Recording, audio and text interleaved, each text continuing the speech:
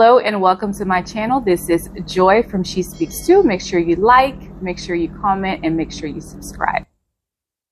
The title of this video is Let Liberian Men Cheat in Peace. Or as we Liberians say, my video is entitled Let Liberian Men Cheat in Peace. So I am acutely aware that this video is not for everyone. Yeah, it's not for everyone, but let me begin. Hear me out. For the ladies who are ready to attack me, hear me out, ladies. It will make perfect sense to you in the end. Well, I hope it will. Maybe it won't, but here goes.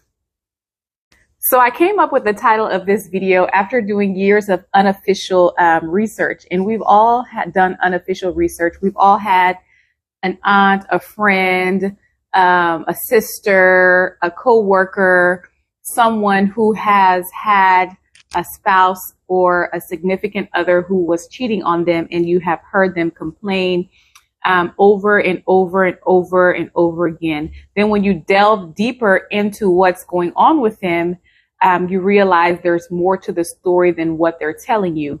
So here goes.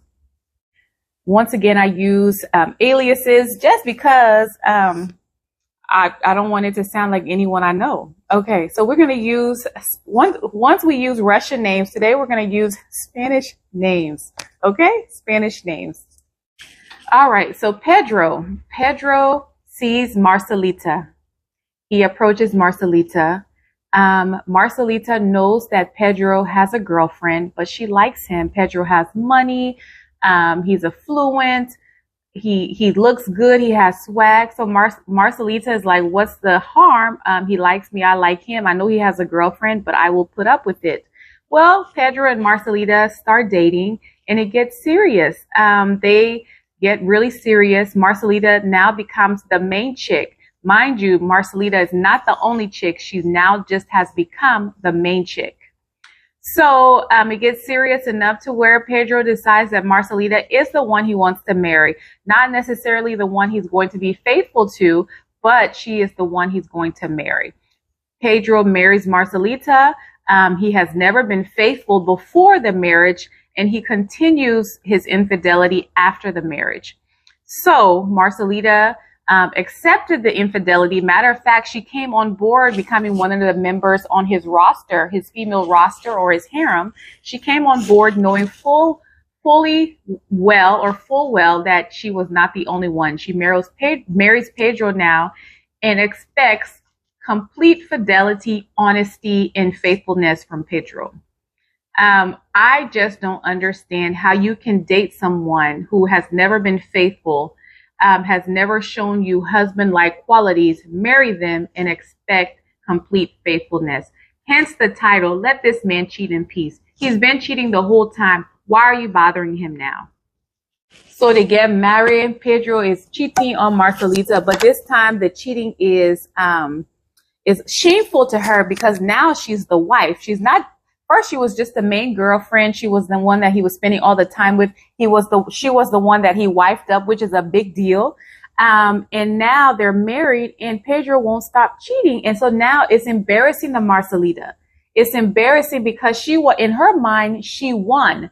So now she has to go to church knowing that people know that Pedro is still cheating on her. She has to go to Liberian functions knowing that Pedro is still cheating. So now Marcelita is calling family meeting. She putting his stuff outside. Sometimes she gets vexed. She cut his clothes up. She break things in the house. And Pedro is wondering like, girl, when did the game change? We've been doing this since we were dating.